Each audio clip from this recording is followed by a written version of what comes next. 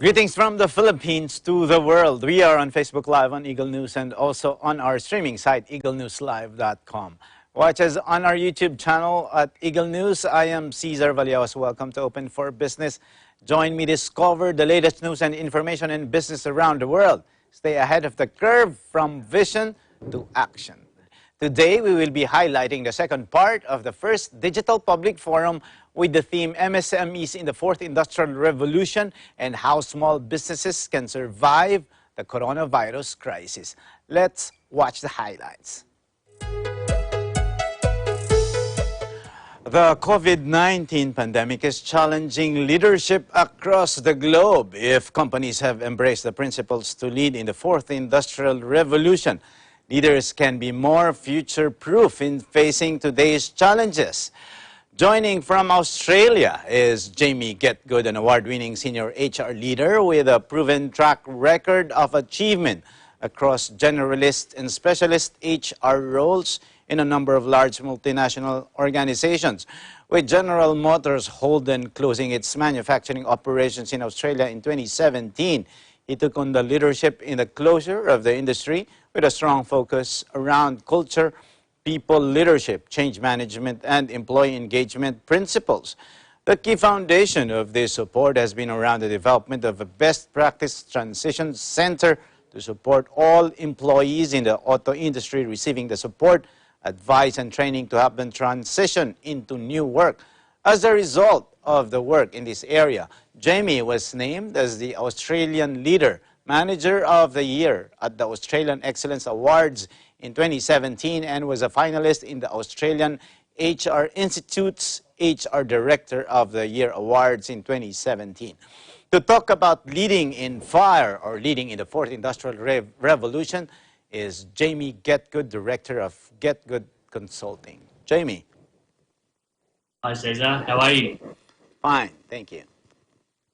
Look, it's a great opportunity to be able to share this story. I am going to talk about leadership in the Fourth Industrial Revolution, but I'm also going to use some case study notes from the General Motors Holden story where we closed the automotive industry. I'll just share my screen. So I'm going to start taking you on a journey of the General Motors Holden story. First of all, if you don't know much about Holden, we are a General Motors business.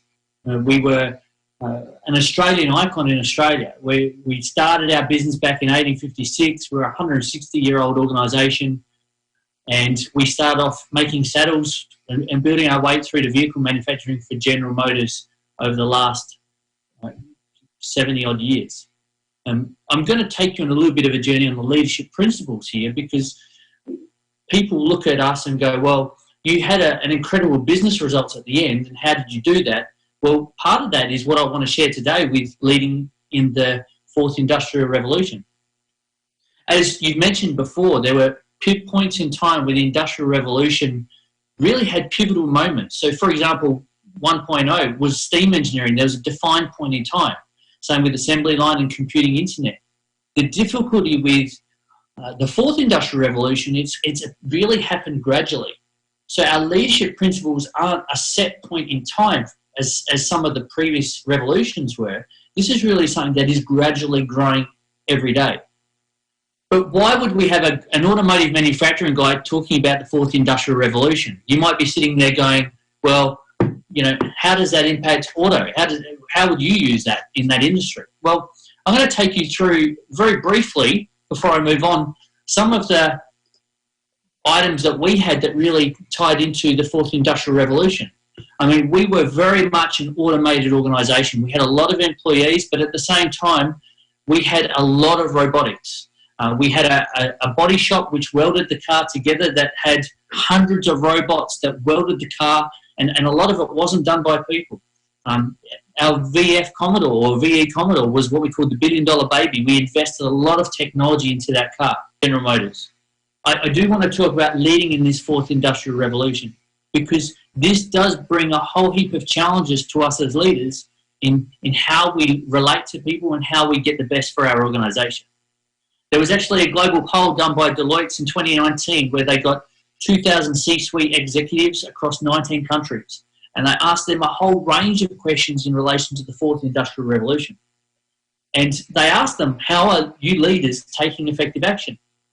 And some of the findings from that study were interesting. The first point that really came out was there was a genuine commitment to improve the world that we're in. In this fourth industrial revolution and the way we are really conscious of our climate and the world around us, the CEOs and executives were really committed to improving our world, but also having a societal impact, and that was the most important factor going forward. So a lot of the big executives now, yes, they're looking at the bottom line and looking at shares and everything else, but they're really looking at, well, how can we make a difference? And I think that's a pivotal move for organisations going forward. In relation to another point is difficulty in developing strategies for this fourth industrial revolution. I mean, you think about it now, there are so many choices now through technology and software and apps and the automated systems that we use. But it can be very difficult as an executive to go, well, what way do we go? It can also be very difficult to sort of identify, well, how do we have a strategic vision to understand this new technology is changing so quickly? The third point that came out of the study was the old style of leadership was to make bold investments to take the business forward and change the direction of the organisation. Now, leaders are less concerned about bold investments and more concerned about increasing the technology within the organisation. Now, that has some amazing pluses as a leader, but it also makes you wonder, are we missing opportunities through this journey? I think the final point that came out of this survey was the talent and skills for the future. If they surveyed these executives in 2018, and 86% of the executives said that they were doing enough to be ready for the fourth industrial revolution. In 2019, 12 months later, that 86% dropped to 47%. And all of a sudden, people were concerned not so much about the technology and the systems, but they were more concerned about and had less confidence in getting the right talent and skills for this future. So that then created a whole world of other challenges. As a leader in this environment, we now have the emergence of non-traditional teams. We have people that, and we're seeing this with the coronavirus right now. We have remote teams working at home, and if you've never had a workplace that's done this, all of a sudden you're in this brave new world where you're talking to people through Zoom and by the phone. And that can be incredible, but at the same time, it can create some challenges. We've got people now working flexible hours. We've got people in different demographics around the world. And as the fourth industrial revolution grows, we're also probably going to be leading robots or artificial intelligence. And that then creates a challenge. If I'm now a leader, not just leading a team of people all around the world, but I now have some AI assistants involved, does that change the way I lead? Because they're going to have not just consideration around feelings and emotions, they're going to be purely based on fact. So it means we need to learn differently about how we lead. The challenge of maintaining engagement, trust and relationship. I mean, the employment relationship is all about trust. It's all about having people aligned with your values and being engaged in your business. But this now creates a new challenge for us that we have to lead differently. And this is very difficult when we are working remotely and flexibly and so forth. This new revolution also brings the creation of exponential roles. As a leader, we may have some defined skill sets for the roles that we have people doing. And that's going to have to evolve, and we have to give them more information around data fluency and so forth. But the creation of exponential roles is because all of a sudden we are going to have to lean on people's alternative skill sets and maybe less tangible native competencies. You know, as roles develop into completely new industries and new roles, we're going to have to rely on people with different skill sets. And what does that mean? That means you need to know your people, not just the skill sets they do in the current job, but you need to know their passions, their values, and the skill sets that they have or the capability they have that maybe you haven't explored yet. There is definitely a data proliferation. We know in this new world, data is going to be flooded at us. So we're going to be constantly looking at data. And this is really good as a leader to have all the points of leadership to be able to go, okay, I can see where this is moving and that is moving. But it also creates further challenges where we can have so much data that maybe we focus on the wrong things. And if we don't understand that data and what the relevant points are, we may actually drive the business in the wrong direction. And my fifth challenge that has come out of all these studies is really diversity and inclusion. More and more, we need to create a truly diverse and inclusive team. And that's not just focused on one narrative, it has to be focused on all narratives of diversity. The research is simple. Companies that focus on diversity and inclusion significantly outperform their peers. And we're talking numbers like 6 times more likely to be innovative, 6 times more likely to be agile. So the research is really highly favoured around diversity and inclusion. So this is all great, but what skills do we actually need? So this was sourced by the World Economic Forum. It's actually a really good slide that highlights the different dimensions of leadership, and we are going to have to look at a whole range of different types of leadership as we go forward. But the key is as if you look at the right, the transformational leadership behaviours that will support people being at the centre is those ones on the right.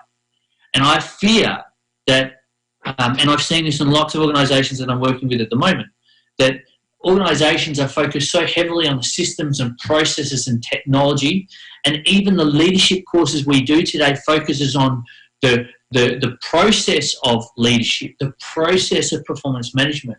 But we sometimes forget the how. How do we talk to our people? How do we relate to our people? How do we build trust? How do I smile at people? And I think for me, the culture and soft skills going forward in this next industrial revolution is going to be more crucial than people probably realise.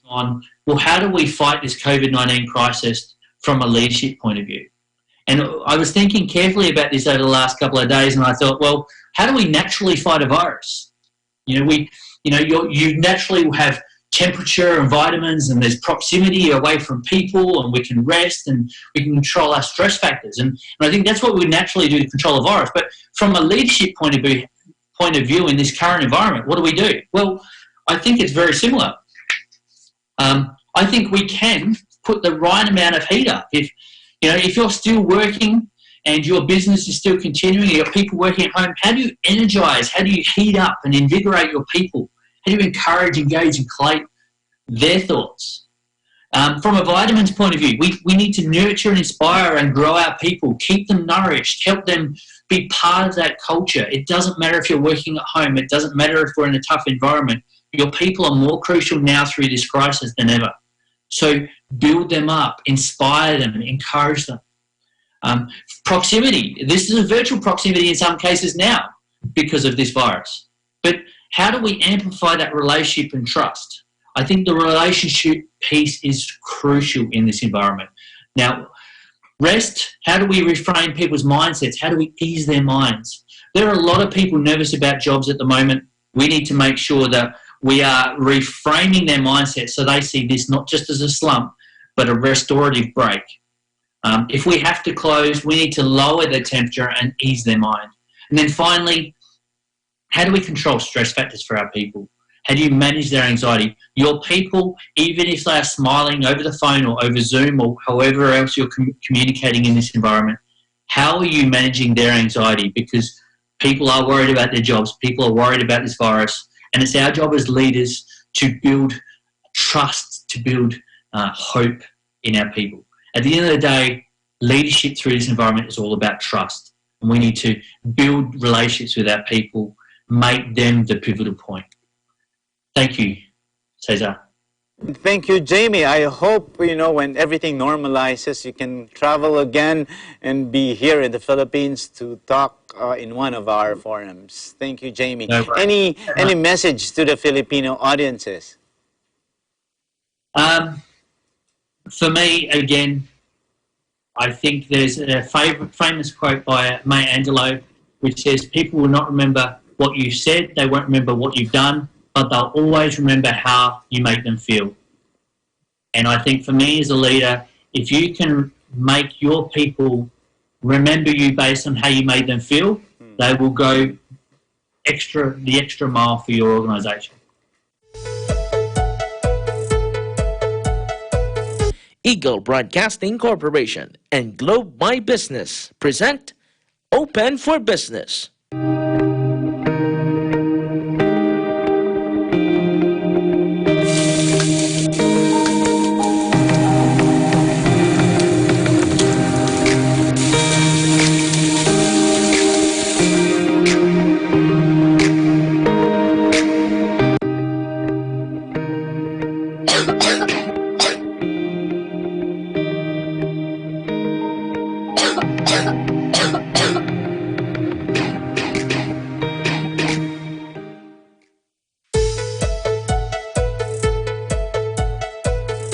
We are not only fighting COVID-19, we are also fighting red tape. And the only government official who is with us in this digital public forum is Attorney Jeremiah Bellica, the first Director General of the Anti-Red Tape Authority, or ARTA.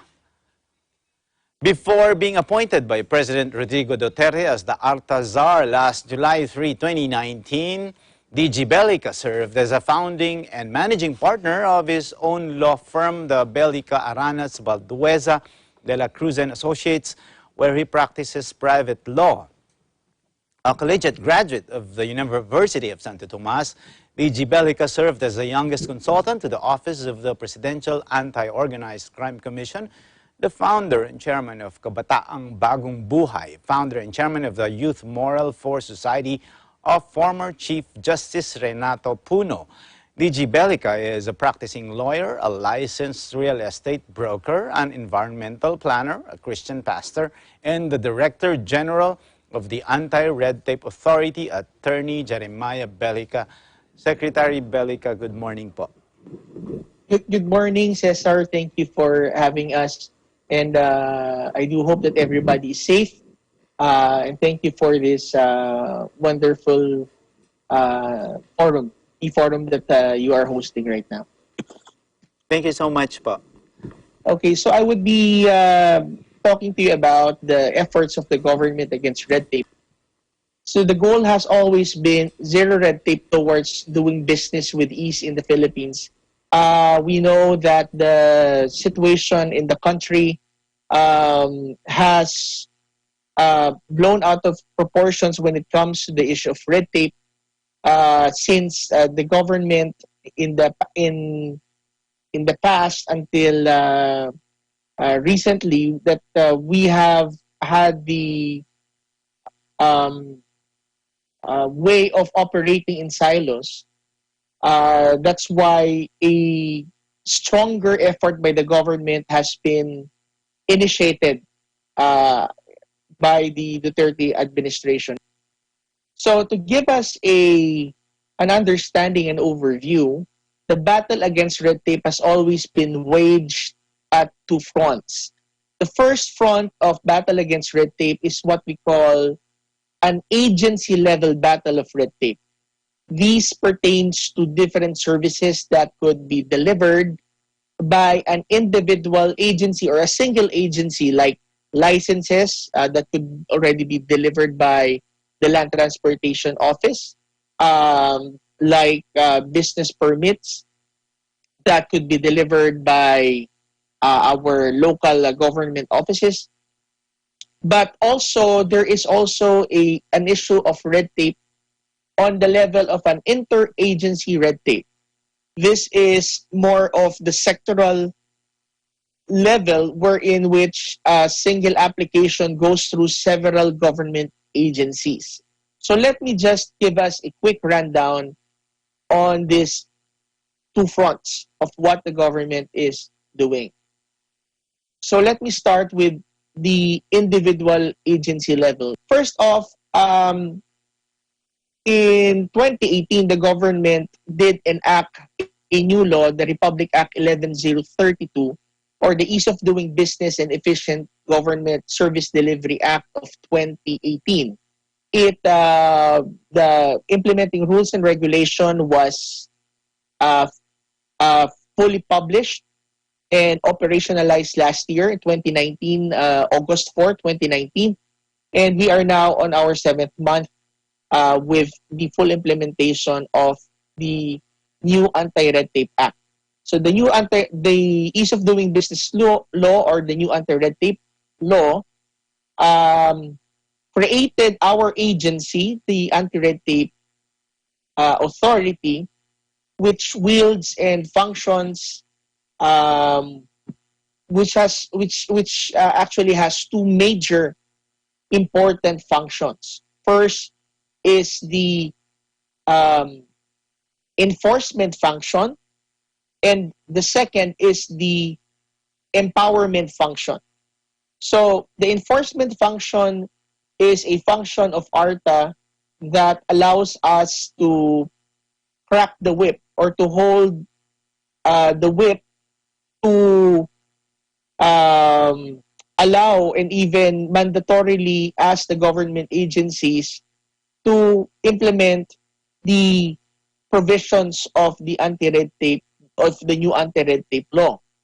But at the same time, ARTA also has an empowerment function, which means that we are also assisting the government agencies in their streamlining efforts, giving them recommendations on how they should streamline their services and help them think better and rationalize their system better. So these are the two functions, the empowerment and the enforcement functions of ARTA. We could see now some policy recommendations that we are doing, that we have done, and right now we are currently doing right now to help our government, especially regarding our COVID-19 situation. So this is also within the powers of ARTA in an agency level. You might have been aware that we did have an important leap of 29 notches from our ranking last year of 124 for this current for last year's cycle. The Philippines registered as 95th in the Ease of Doing Business ranking survey of the World Bank. And the ARTA right now for this incoming doing business cycle would now be has now taken the lead, and we're expecting that by the end of this administration's term, we would reach up to the 75th ranking. Now, there are some efforts now going now to the interagency level effort that ARTA has been doing. The battle against red tape is more intense when it comes to the interagency battle against red tape. For the simple reason that each agency, since time immemorial, we have been really focused on the regulatory functions of the government, and we have some challenges in the past in the sharing of data within, amongst, and between government agencies. And the operation in silos, as we call it, wherein sometimes you feel that within a government bureaucracy, there are several kingdoms that does not talk to each other.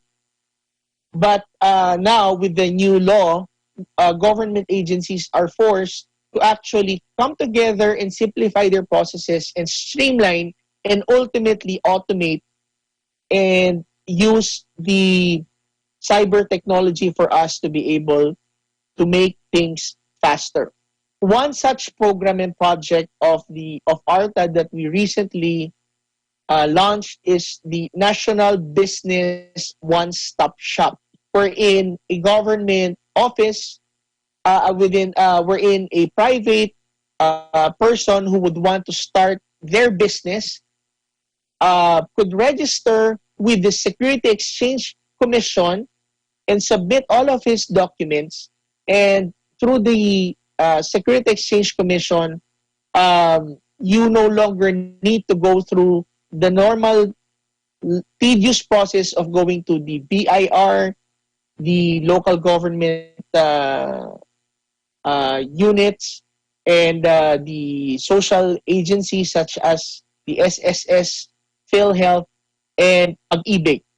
through the National Business One-Stop Shop, SEC will now be acting as the concierge or the gatekeeper, in which a person could directly transact only with the SEC, and soon enough we would be able to register our corporation only within 1 day, together with the 5 other separate government agencies.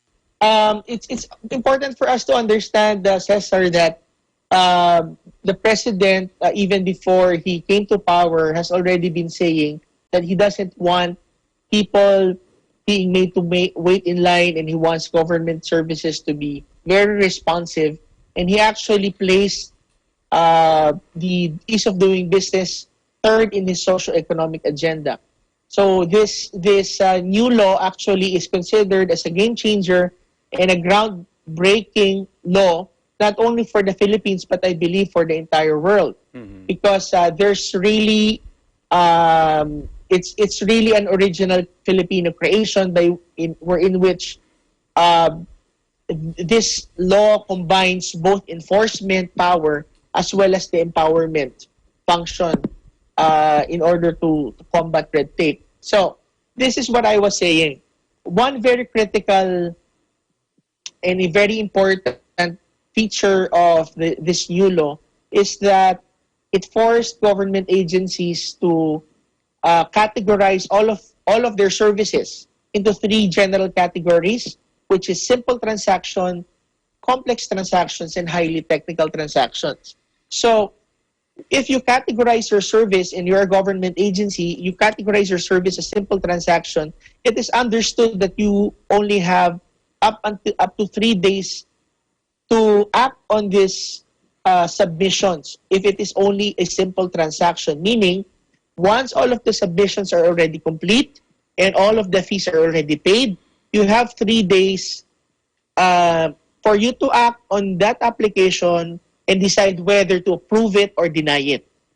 You know, Cesar, what is very glaring in the past is that we see that many government offices do not approve it or do not deny it, but just sits on it. I think that's even worse. Yes. But with the new law, if it's a simple transaction, 3 days, 7 days for complex transaction. But if it involves public health and public safety, it is 20 days. Now, if they fail to act on it within this 3, 7, 20 days, the law says that your application is automatically deemed approved by operation of law. Meaning it's Congress who already approved your application. What ARTA now would do is to issue if you go to ARTA and you tell us, DG Belica, my application has been sitting there for quite some time and it is definitely beyond the 3, 7, 20 days, despite having completed the requirements and the fees, then ARTA would look at your application and compare it with the Citizens Charter and check the Citizens Charter of those agency. And if we would be able to conclude that you did submit a complete requirement together with complete payment, then we would issue an order or a declaration of completeness of documents, and we will be declaring your application as automatically deemed approved by operation of law. So you would see that there are almost 7,000 pending applications before that ARTA already deemed declared to be automatically approved by operation of law. This includes national government agencies as well as local government agencies. If government offices would fail to abide with the 3720 rule, they could be held accountable for the first offense and be suspended for 6 months without pay. And if they do it again for the second time, it would be dismissal from public service and perpetual disqualification to hold any public office, with an imprisonment of 1 year to 6 years and a 500,000 to 2 million fees, and also the forfeiture of any benefits. So it's actually a very very steep penalty that that awaits those who would intentionally violate. So ARTAD was able to file several cases already within this first 5 months of our operation. Thank you, Secretary. And before we let you go po, any message to the micro, small, and medium enterprises po? Lalo na po ngayon, medyo naka-lockdown ng mga stores at businesses ng iba. I would ask, I would tell all the private people, the public, kung meron po kayong mga issues ng red tape na first hand po ninyo nalaman at hindi nyo lamang po nabasa sa social media at kayo mismo nakaka-experience sa inyong barangay, sa inyo pong industry, kung saan po kayo nagtatrabaho, please paalam nyo po sa amin dahil po ang ARTA, ito pong ahensya na to ay ginawa po ng ating Pangulo at ng Kongreso para po sa inyo. So we are here to assist you and also to call the attention and also na makipagtulungan din sa mga government offices. Sa mga government agencies po, kami po ay patuloy na nananalangin at nakiki-isa po sa inyo at kami po ay magpapadala po ng mga recommendatory measures para po sa inyo pong consideration during this COVID-19. Kami po inyong kasama. Pero doon sa iilan who would deliberately commit red tape and to make it even more difficult for people than it actually already is, we are gathering all of the evidences ngayon dito sa mga tao na talaga nagpapahirap sa tao, and we will make sure that the full measure of the law would fall upon you. Thank you very much, Secretary. Maraming salamat po sa pagpapaunlak ninyo sa aming imbitasyon. Salamat, Cesar. Mabuhay po kayo. That's the Director General of the Anti-Red Tape Authority, Secretary Jeremiah Belhica. Alamin ang mga dapat at hindi dapat gawin ngayong panahon ng Enhanced Community Quarantine dahil sa banta ng COVID-19. Ano-ano nga ba ang patakaran sa pagbabiyahe, papasok at paglabas ng bansa? Ang mga Pilipino at kanilang mga pamilya ay papayagang bumalik mula sa ibang bansa. Gayon din ang lahat ng mga permanenteng residente ng Pilipinas. Pati na ang mga diplomat at miyembro ng mga international organization. Lahat sila ay sasailalim sa mandatory quarantine alinsunod sa nakatakdang panuntunan. Maaari ring lumabas ng bansa ang mga OFW, balikbayan at mga banyaga. Hindi naman papayagan ang paghahatid at pagsusundo ng grupo sa mga pasahero. Gayon din ang anumang biyaheng pangturista, papasok at palabas ng bansa. Basta't sama-sama at laging handa, kaya natin to.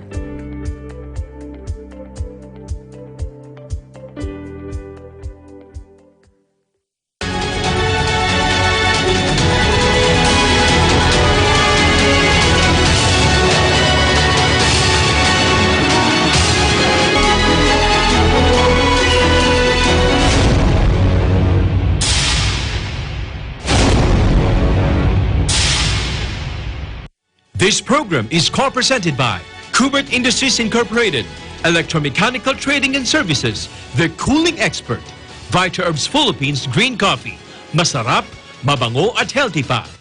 Canrid Corporation, your ventilation and air conditioning specialist. In participation with Rain or Shine Elastomeric Waterproofing Paint, color for protection for your home. Matimco, Matimco is wood, wood is Matimco. Our Square Variables Incorporated, your trusted UPS supplier and UPS maintenance provider in Luzon, Visayas, and Mindanao. CompuZell Computer Services, ID card and lanyard manufacturer. DN Steel. EMAC, UPVC Roof Corporation.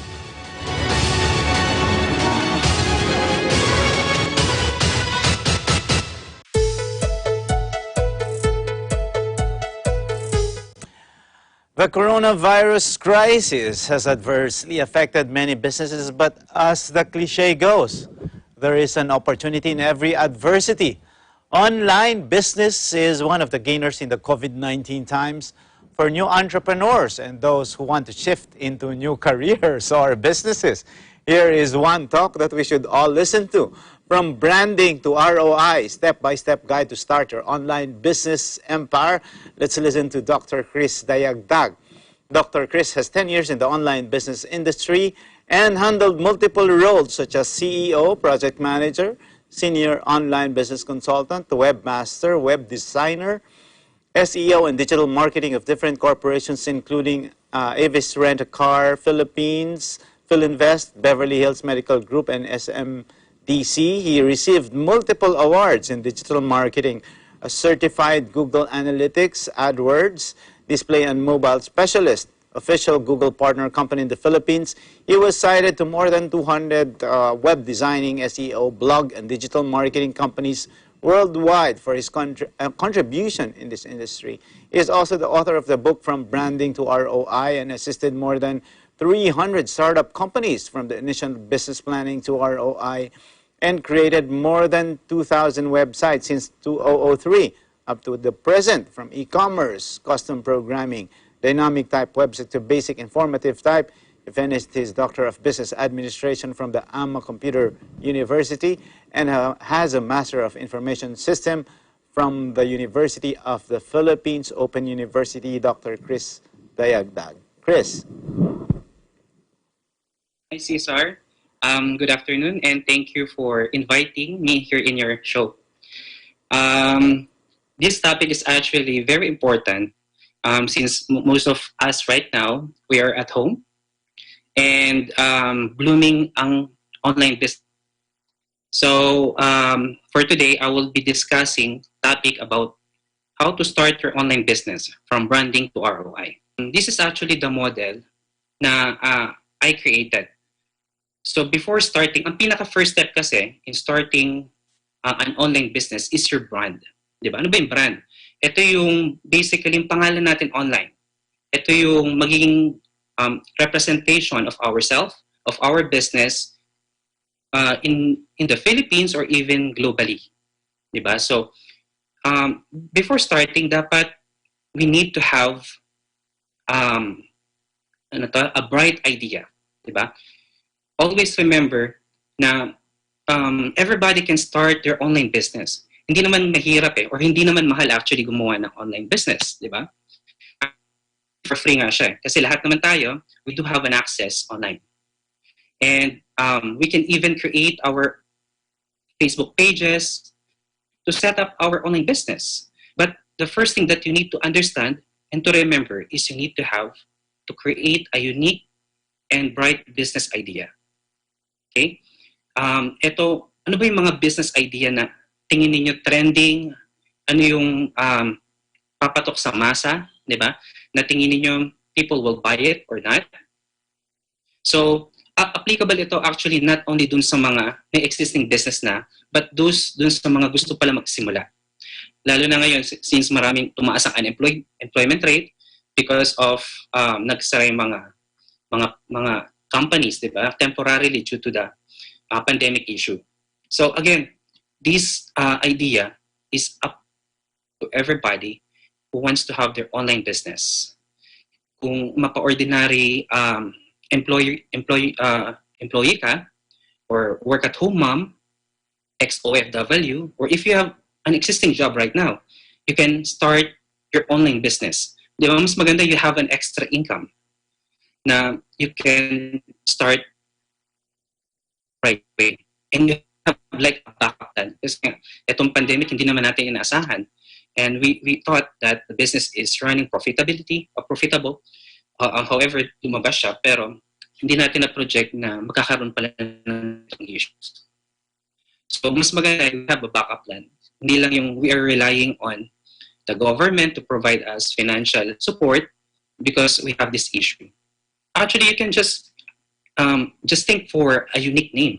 And then from there, you can start the creation of your logo.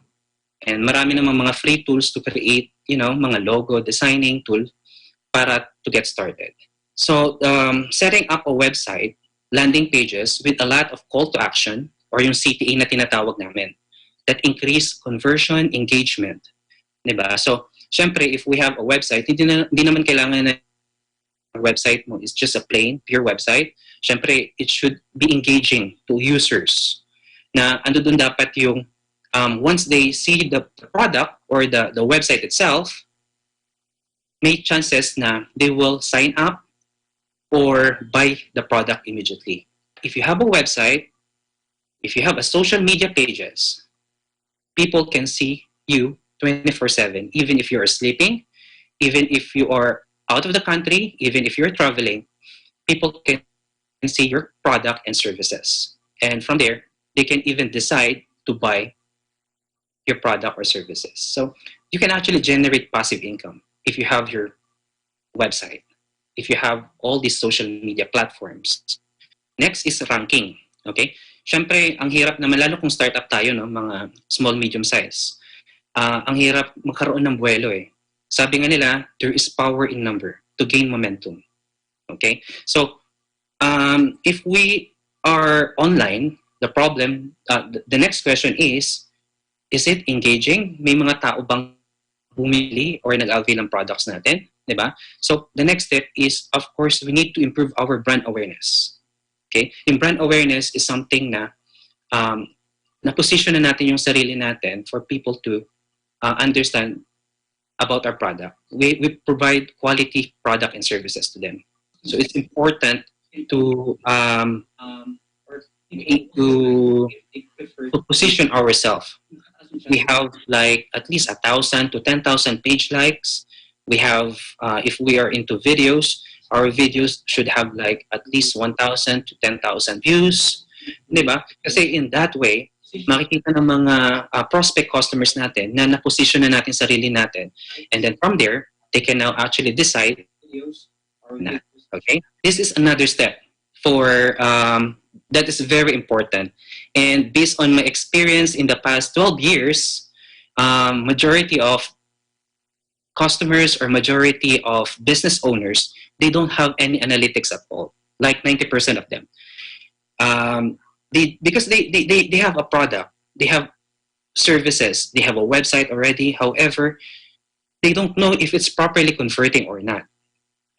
It's very important to set up an analytical tools for our website, our social media platforms, because in that way, we can actually see the user behavior of our customers who are visiting the social media, the website, the YouTube page, and other platforms. If why our bounce rate is high, why there are only few conversion, because we didn't set up our sales funnel. Okay, so these are actually just to give you an idea what is a sales funnel. It's actually a process where we can track the movement of our customer experience, like from the time that they started viewing our ads or our posts in Facebook. Then once they click that, it will be forwarded to our landing page, a landing page that is focused on generating leads that will convert into sales soon. Okay, so once they decided to buy the product, it will then forwarded to a thank you page that will record that transaction, and that will measure ROI. All right, the next step is once we set up our analytical tools, our statistical software, our website, our brand, our social media, our brand positioning is to focus on running campaigns. So we just need to monitor properly, and we need to create an eye-catchy design and engaging ads. And before moving forward, the most important is we need to create the proper audience targeting. Okay, because we are really excited, to promote our product and services online. However, we might tend to promote it to a different person or a different age group or a different profession. So that ad should focus on people who are only interested about your product. So it's very important to do that, to create the right audience, to create an eye-catchy, appealing banner or design for our ads. The next step is once we configured our ads is to use automation. Okay, automation. So we can actually use like chatbots, newsletter, CRM, to automate follow-ups in our campaigns and to filter only qualified leads that will convert into sales. Okay, so of course, since we're running paid ads campaign, we should filter and we should gather all of those prospects leads. So like if we have 1,000 people who subscribe in our page, we can send them in just one click to send us a message to follow up. Maybe they're interested now to buy our products. All right. And then the last step of my from branding to ROI is the full online business management. It is someone to manage all steps above without skipping any steps, so we can measure conversion to ROI. It's an ongoing task to keep the MSME online business running and profitable from branding to ROI. So this is actually where we're coming in, our company. It's actually, we're a full website management solution wherein we will help all type of business owners, whether you are a small business, partnership, or corporation, whether you're in the Philippines or even abroad. We can help all type of businesses running their online business to assist in all the steps that I mentioned above. Just to conclude, for those who are still in traditional setup and platform, it will be great if you have your presence online, whether a website, social media pages, YouTube, and e-commerce platform, those popular e-commerce platform that we have right now.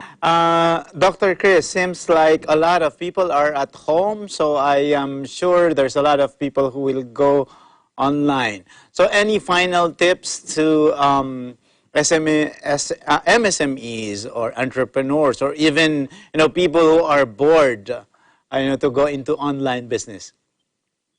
All right, yeah, just my final tip. Actually, again, as what I mentioned a while ago, everybody can participate and can start their online business now. If you don't have passion to have your online business, why not just think for a good brand and a unique idea? It's for free. And then just create your Facebook page. And then from there, you can now get started. And now for those who wants to earn extra income, you can use affiliate marketing by just working at home. Again, just simply follow my page and you can seek for my assistant, and I'm more than happy to assist you all. Thank you. Thank you so much, Dr. Chris Deagdag. He's the marketing consultant of multiple corporations.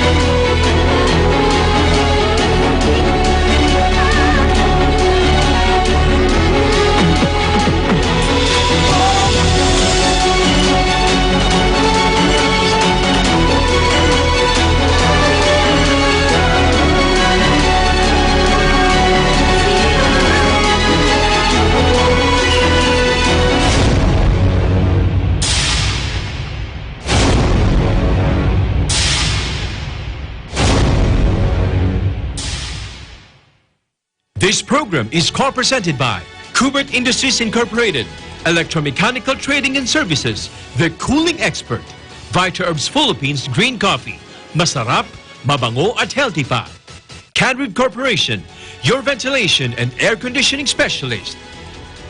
In participation with Rain or Shine Elastomeric Waterproofing Paint, color for protection for your home.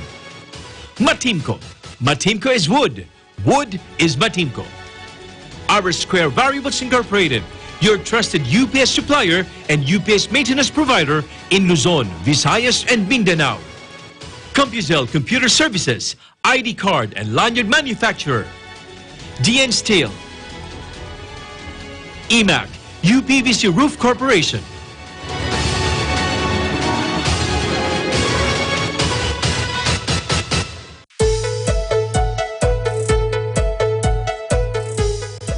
Automation is key element at the fourth industrial revolution. Joining to discuss payment automation as a powered tool for MSMEs is Alfred Cardenas, co-founder and CEO of Jungle. Alfred Cardenas is the CEO and co-founder of Jungle, one multi-million-dollar financial technology company based in Singapore with operations in the Philippines that provides fully digital financial services to consumers and businesses. Alfred. Hi, Sir Cesar. Hi, Alfred. Go All ahead. right. Hi, thanks. Yes, thanks for having me here. So yeah, without further ado, I would like to start my presentation. So it is very important for out there listening and watching to Eagle News right now to learn the importance of MSMEs in the Philippines. In fact, 99% of all businesses operating in the country today are all part of micro, small, and medium enterprises. So this is a very huge number. It's 99% basically. And another fact that actually started to amaze me, this 99%, these MSMEs are actually the main employers here in the Philippines. In fact, they actually employ MSMEs. They employ 62% of the overall workforce here in the Philippines alone. So these massive figures show us the importance and how vital MSMEs are in the Philippines. However, we should also be aware of the fact that these MSMEs are the most vulnerable as well, as we can see in the current pandemic we're experiencing right now. So we represent the majority of the businesses in the country. Also, the most organization that actually needs more help when it comes not just to the business community in general, but also from the government. So now that we know how big and how important MSMEs are in the Philippines, let's temporarily shift our focus to the payment trends and information here in the Philippines. So we all know that Philippines is one of the societies where we are heavily cash-based and dependent. In fact, according to the Central Bank of the Philippines, 99% of local transactions conducted within the Philippines were actually paid using cash 13. Now, although we are a very cash-based and cash-dependent society, I would like to show you a quick graph that actually reads the trend of both cash payment transactions and digital payment transactions. So the most important thing that we should focus here, thanks again.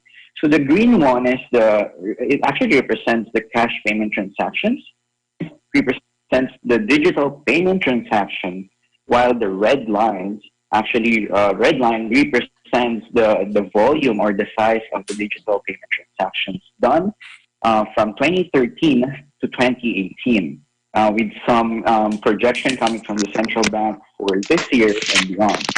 Like I mentioned earlier, 99% of transactions were paid by cash in 2013, as we can see on the green line above 2013. And it went down to 90% in just 5 years.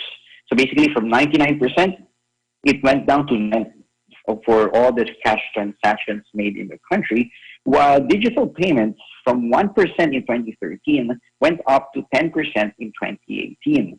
Now, what interests me most is the size or the volume of these digital payments, because although the number of transactions of digital payments went up, thus this digital payment transactions also went 8% in 2013 to 20% in 2018, basically. And the BSP is projecting to have this digital payments and the volume as well to actually have an upward trend. So again, just to make sure that everyone follows, MSMEs are vital in the economy, but they're also the most vulnerable. Now, trends in the Philippines shows that the cash transactions are having a downtrend, while the digital size are actually going in an upward trend. So we might be wondering if the digital payment transactions are going up, are Filipinos truly living the digital life? So I would like to pull up some reports coming from Hootsuite. So I would like to highlight just 4 important figures. So the first figure that I want to highlight today is the mobile data or mobile internet penetration in the country. So as we can see here, the mobile internet penetration in the Philippines as of 2020 is 159%. Now let's pause for a while and step back. 159%. It means it is more than the number of mobile devices connected to mobile data or internet is more than the total population of the Philippines. So this is how huge mobile devices connected to mobile data is in Filipinos' digital lifestyle. Now, according to the same report, 59% of this mobile internet users actually use shop on their mobile devices.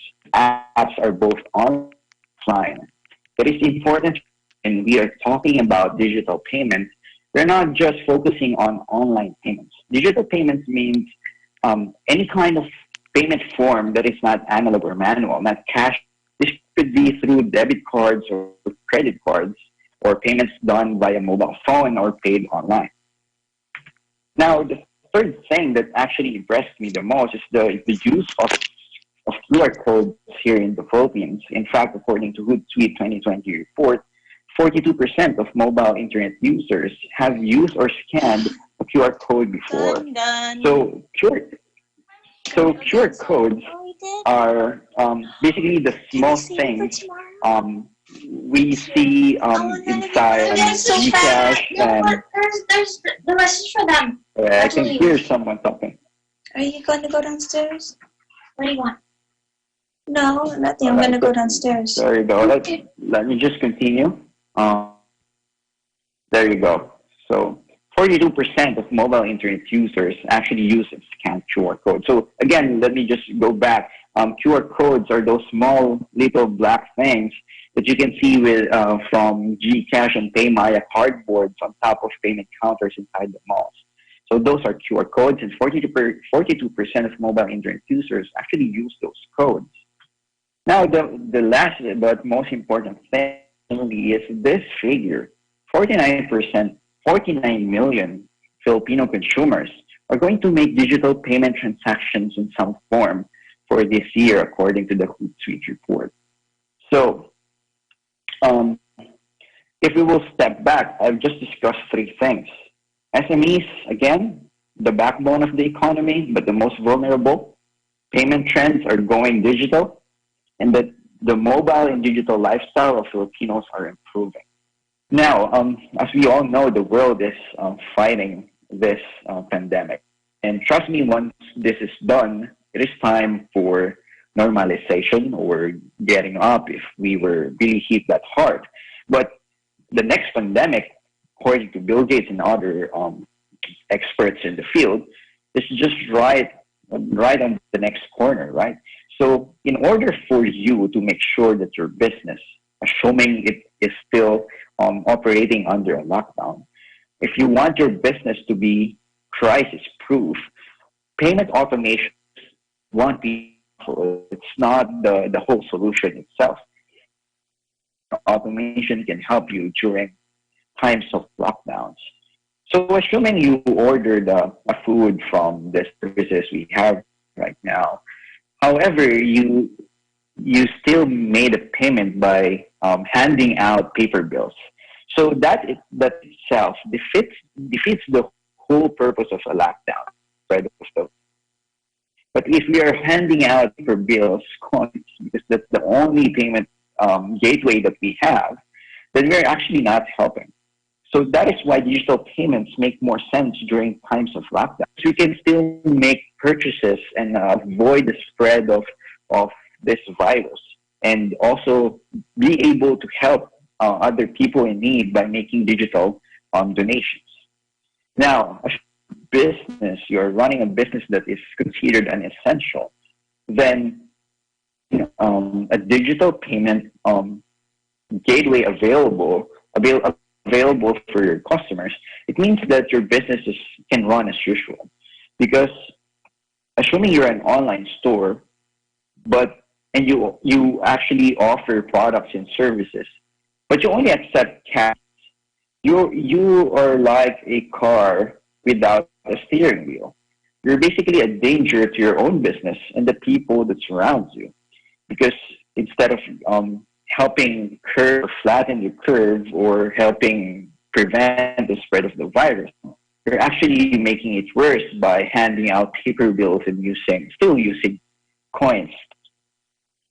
So for me, those are the two things that can enable you as a business owner to stay relevant during times of crisis. So lastly, I would like to share just 3 tips to our business owners and managers who are watching and listening right now. But in order for you to stay relevant as a business, is that first you need to learn more about technology.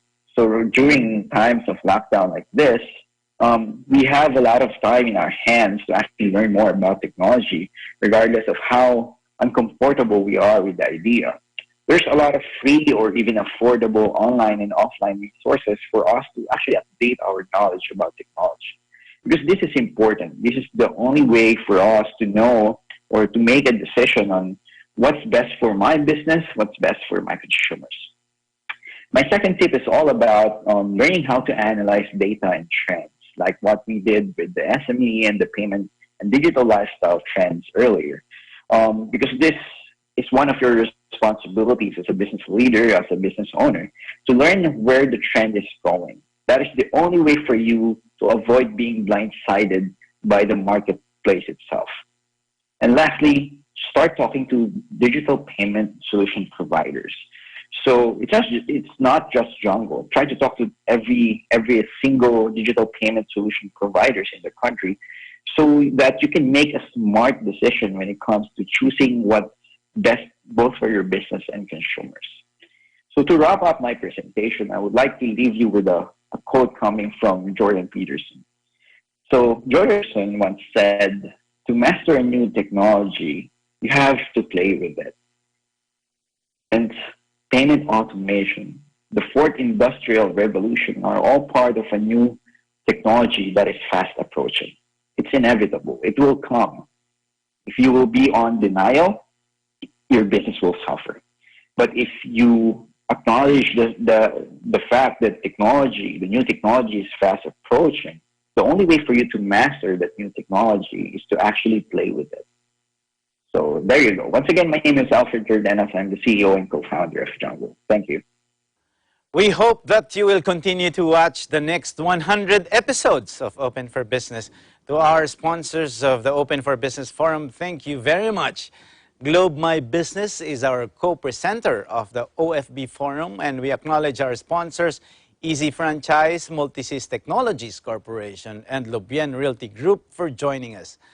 Be with us again in the next episodes of Open for Business for more insights from CEOs, thought leaders, and industry experts promoting business development in the Philippines. See you again every Saturday and Sunday here in Open for Business, where we discuss business information, deliver the latest business news to keep you informed and open for business and be ahead of the curve from vision to action. You're on Facebook Live on Eagle News, and you can watch this again in the video section of the Eagle News Facebook page and on eaglenewslive.com. Subscribe to our YouTube channel at Eagle News. For OFB Forum and Open for Business, this is Cesar Vallejos. Have a great day.